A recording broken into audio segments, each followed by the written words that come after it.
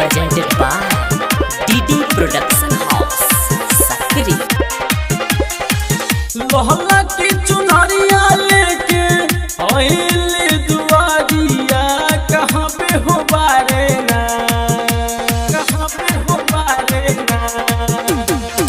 लोहला की चुनरिया लेके आइले दुआरिया, कहाँ पे हो बारे ना, हाँ हाँ कहाँ पे हो बारे ना। मैया रानी की हो नगरिया, कहाँ पे हो बारे ना।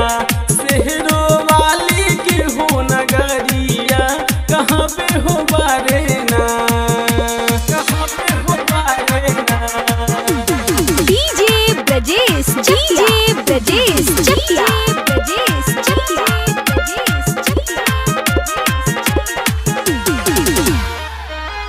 बोला बोला खाने वाली माई की। ऊंचा पहाड़ रहे माई के मंदिरिया, पाँव गइल था कमाई आवे मेहदुआरिया, आवे मेहदुआरिया। ऊंचा पहाड़ रहे माई के मंदिरिया, पाँव गइल था कमाई आवे मेहदुआरिया। माई के कृपा से बनल पुजरिया, कहाँ पे हो बारे ना, हाँ हाँ कहाँ पे हो बारे ना। मैया रानी के हो नगरिया, कहाँ पे हो बारे ना। शहरो वाली के हो नगरिया, कहाँ पे हो बारे ना, कहाँ पे हो बारे ना। डीजे ब्रजेश चकिया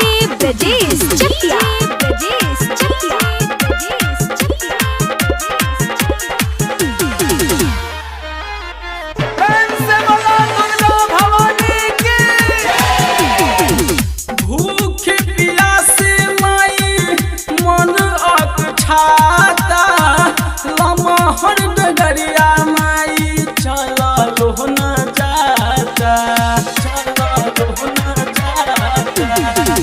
भूख प्यासे माई मन अकछाता, लमहर डगरिया माई चलो न जाता।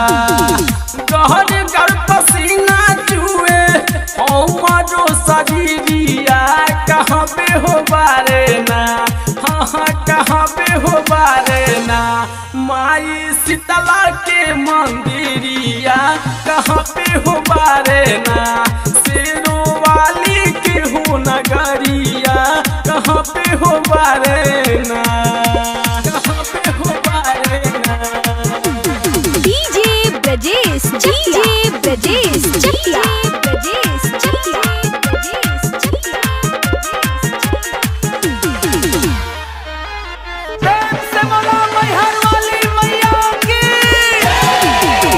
राइटर संजय राज कल जोड़ी खारा, मंदिर अजाय लगावे माई के जयकारा, माई के जयकारा।